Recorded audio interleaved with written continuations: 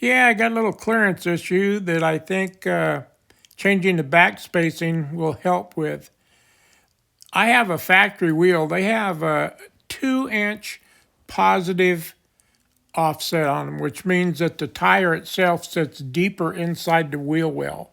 I need to get the tire and move it out towards the outside of the vehicle. I got these wheel spacers. I ordered them off of Amazon. They were a pretty good deal and they're pretty solid.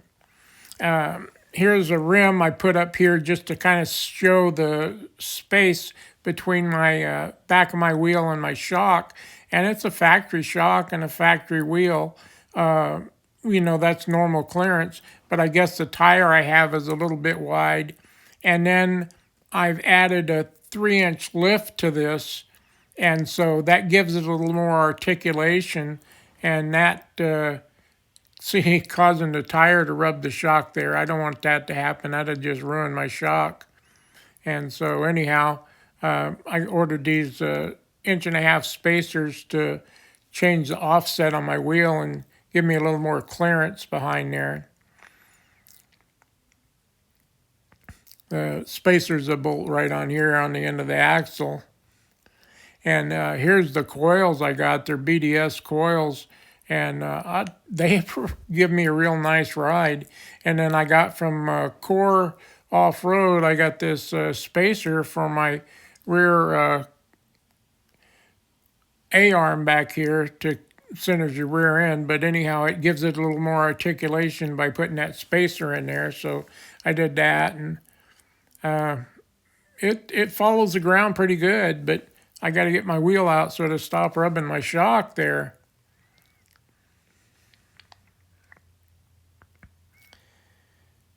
Yeah, I'm trying to show you articulation with my hand. Doesn't quite work.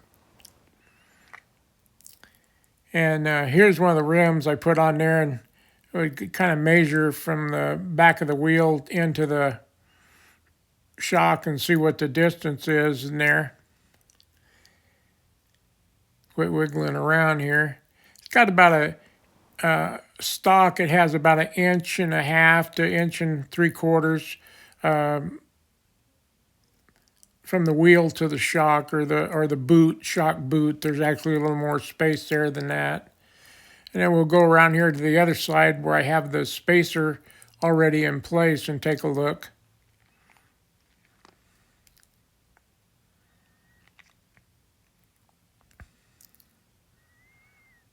Yeah, this shock's been getting equal abuse.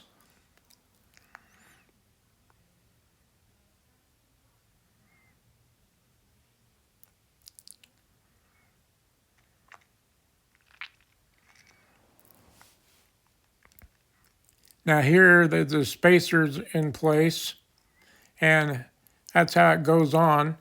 And those bolts, they torque down, they're 1/2 inch, they torque down to I think 80 to 90 foot-pounds. And you just do it in a crisscross pattern and you can't go wrong. And then here I put the wheel up there to see how much more room I have between the shock and the wheel now. And yeah, I increased it by about 1.5 inches. So that's a good deal. Now hopefully the tire will clear the shock when I put it in a bind, but we'll throw it back together here and we'll run out here in the desert and find a little bump to drive it up on.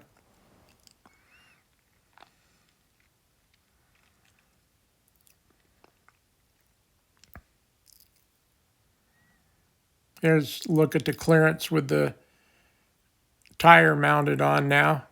A lot more room than I had. So hopefully when I get twisted up out here, it won't make contact with my shock anymore. And before you put your tire on, make sure you torque those inside bolts. And like I said, they 80 to 95 foot-pounds, something like that's what they torque to. They're 1/2 inch. The specs in the box. But good looking spacer, fits good, nice fit, nice finish. And here we are out here, found a little bump to drive up on. Not quite big enough, but we'll take a look and see See how close we're coming now.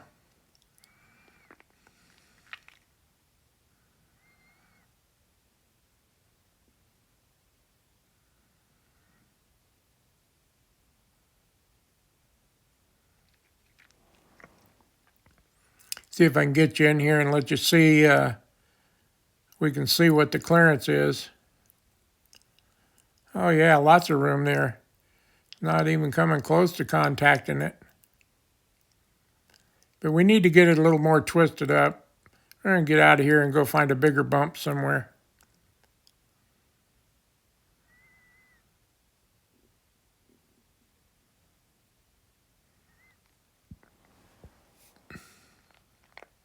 I like the way the old girl looks. Gonna have to take her out and take her for a ride this week. Now that I got these spacers on there and I'm not gonna rub my shocks, I can go for a ride.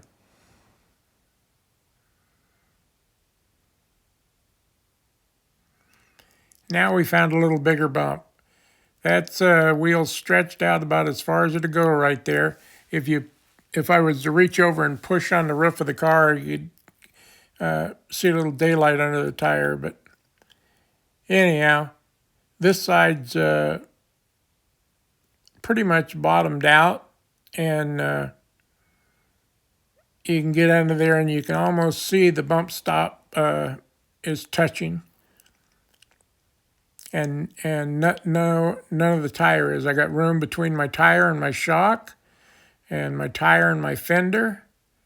So yeah, this 1.5-inch spacer was a perfect fix.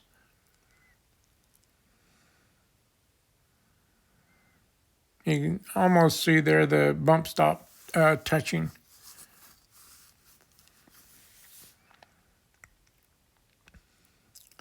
Well, that's about it.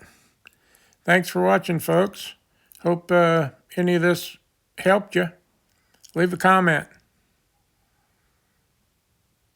Give a thumbs up if you liked it.